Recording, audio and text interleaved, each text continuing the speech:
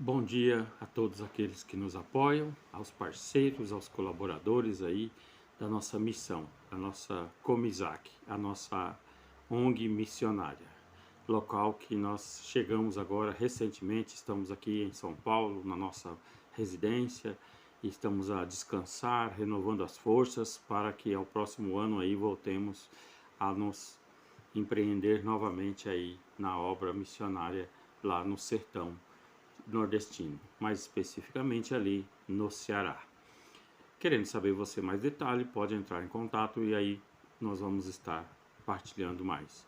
Mas por hora eu quero agora me ater a um assunto que me chamou muita atenção e que me foi muito útil, com quem agora aprendi recentemente assistindo uma live aqui com uma pessoa aí do meio, né, de comunicação aí do meio eclesiástico, e é uma pessoa que eu acompanho e vejo, já tenho visto muito dos seus trabalhos, a Carol Basso.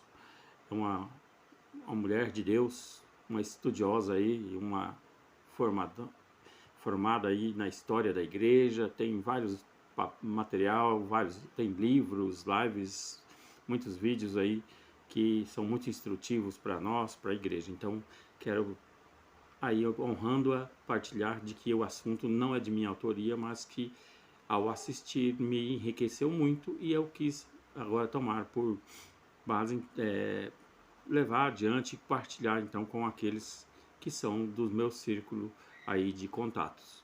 E eu quero usar então aí falando nessa live do tempo e falar então de uma proposta que era o título ali da palestra da qual ela partilhou, que é a construção de um plano ideal de gestão do tempo, ou seja, construir um tempo específico, um tempo útil e produtivo.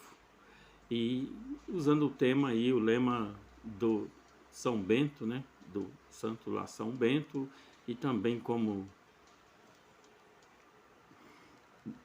dos seus seguidores, os monges beneditinos, que usaram como lema de vida ora et labore, né, ou ora e trabalhe, ou trabalhe e ore, ou seja, em todo tempo você pode servir a Deus com as suas ações, seja orando de uma forma espiritualizada mesmo, propriamente ali, ou trabalhando com toda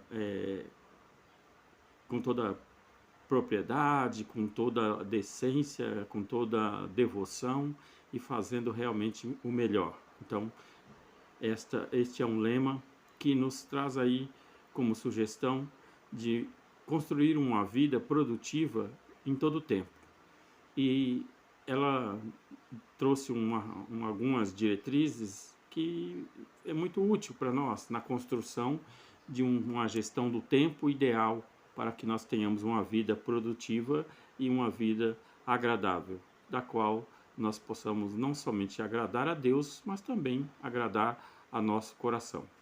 E eu quero aqui então começar, primeiro, antes de falar, né, dos 10 mandamentos da gestão do tempo, eu quero apontar aqui 7 pecados da gestão do tempo, ou seja, apresentar 7 pontos que operam contra a uma boa gestão do tempo. Porque nós conhecendo aquilo que é contra, logo nós já evitaríamos e então poderíamos praticar aquilo que promove a melhor gestão do tempo. E para isso, então, eu vou elencar aqui uma síntese bem básica desses 7 pontos, né, que nós chamamos aqui de 7 pecados que trabalham contra a boa gestão do tempo. E o primeiro deles começamos aqui por um deles bem conhecidos de todos nós, mas ao mesmo tempo não praticado por muitos ou por tantos, né? Que o primeiro seria a desorganização pessoal. Então nós vemos aqui uma definição que é bem específica, né? Desorganização já vem descrevendo a própria palavra, o que é o ato. Pessoa desorganizada que não consegue colocar as suas coisas em ordem ou ter elas ordenadas. E aí, então, isso é um reflexo já de todo um comportamento e de toda uma ação que não vai conduzir para produzir com excelência e nem com bons resultados. A desorganização pessoal reflete também no ambiente e reflete em tudo que fazemos. Então, se nós não atentamos para isso, já é um dos pecados, né, que vai aí operar muito contra a má gestão do tempo. O segundo ponto, né, e que podemos continuar falando, que é o segundo pecado contra a gestão, né, de um tempo ideal, de aproveitamento, né, da nossa vida, da história, daquilo que vivemos, é também o que nós chamamos de prioridades inconstantes, ou seja, mudamos conforme o vento, ou mudamos por coisas às vezes insignificantes ou coisas sem nenhum valor. Então, acabamos que dando valor, ênfase a coisas que não é o momento, não é a hora e não é o intuito. E aí então perdemos o foco e assim as prioridades inconstantes também é um elemento que contribui aí como sendo o segundo pecado da gestão do tempo. E o terceiro pecado contra a gestão do tempo é procrastinação, ou seja, a palavra já vem como né? Procrastinação, ou retardar, ou deixar para depois, ou não fazer continuado naquilo que se está fazendo. E procrastinar é deixar para depois, fazer com outra hora, com outro tempo, com outra ferramenta, com outra condição, sempre com um álibi justificável, nunca dizendo que estamos adiando aquilo que já era para ter sido feito. E assim, então, a procrastinação é o terceiro pecado da gestão do tempo. Então, deixemos de adiar as coisas e façamos o que é hoje para hoje. Quarto pecado contra a gestão do tempo é o perfeccionismo. Perfeccionismo é ficar ali, vamos dizer, caçando pelo em ovo. Aquilo que é, vamos dizer, fácil e rápido de ser feito e que não precisa perder tempo com aquilo porque não é o foco, não é a relevância. Então, às vezes nos perdemos nas ações por pequenas coisas tão sutis e tão ínfimas que deixamos o alvo ou tardamos, né, em fazer aquilo que é o principal em detrimento daquilo que é bem pequeno, é efêmero e que não vai nem muito refletir. Mas às vezes colabora, mas não é o foco em questão.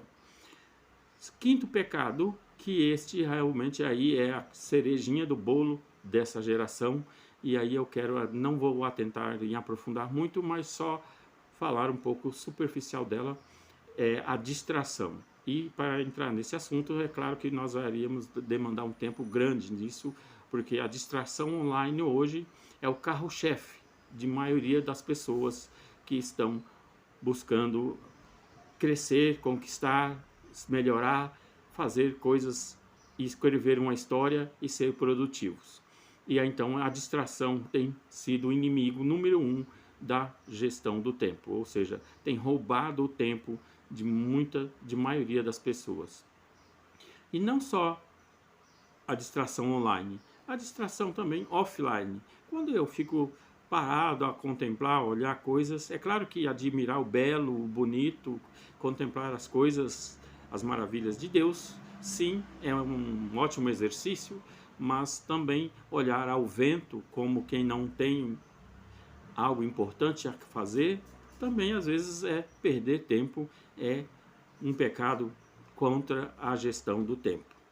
Não daríamos para ficar aprofundado tanto, mas atente bem para isso. A distração tem sido aí um elemento que tem roubado boa, se não dizer grande parte do tempo de maioria de nós. O sexto pecado, que aí contribui, né, se opondo ali à gestão do tempo, é a delegação insuficiente. Eu delego, eu atribuo, mas aí eu ainda mesmo assim vou lá e acabo por fazer, ou fazendo parte, ou se não fazendo o todo. E aí impeço que a pessoa tenha a oportunidade de crescer, de fazer ou de demonstrar a sua capacidade que ela é competente para fazer. Mas a minha não confiança no próximo, no outro, acaba me deixando então com essa atitude de delegação insuficiente, ou seja, eu delego, mas ao mesmo tempo eu vou lá e atravesso a frente e ponho a mão e não permito que o outro também tenha a sua capacidade de fazer, e assim me daria mais tempo para fazer outras coisas maiores e mais relevantes. E assim cada um faria a sua parte com eficiência no seu tempo. Então, cuidado para com esse sexto pecado aí, a delegação insuficiente. E o sétimo e último pecado a boa gestão do tempo é o cálculo errado. E aquilo que nós chamaremos imprecisão do tempo, né? Nós poderíamos dizer das atividades. Por quê? Porque nós somamos as ações, as tarefas, mas e às vezes os intervalos de percurso, de horário, de momento, de uma ação a outra, são pequenas, né? São minuciosas, mas no entanto esses intervalos na sua somatória toda geram um tempo também que ali acaba roubando e operando contra a gestão do tempo. E eu acabo de ser ali então não sendo uma pessoa pontual, uma pessoa responsável, mesmo sendo responsável, mas por causa de não calcular ali os pequenos atos, né, as raposinhas, os pequenos momentos, minutos entre atividades, tarefas e ações, e isso me torna ali então alguém até às vezes a receber críticas e observações quando deixei de atentar para esses pequenos intervalos entre uma e outra atividade. E então foi feito agora então uma síntese desses 7 pecados que têm operado contra a boa gestão do tempo, do nosso tempo, que é o bem mais precioso que nós temos, que é a nossa vida que está transcorrendo a cada momento. Por isso, eu gastei agora um tempinho nesta live para dar aqui material suficiente para nós entendermos que o nosso tempo é o maior bem que temos. Até a próxima live, onde nós já falaremos então dos 10 mandamentos da construção ideal de um plano de gestão do nosso tempo. E assim então sigamos aí com a sugestão do Santo São Bento, que é ora et labore, ou seja, trabalhe e ore e trabalhe. Faça da sua vida um exemplo em que todos possam observar e ver com grande magnitude e aí com eficiência, porque você é bom, sempre bom em todo o tempo. Porque Deus é bom.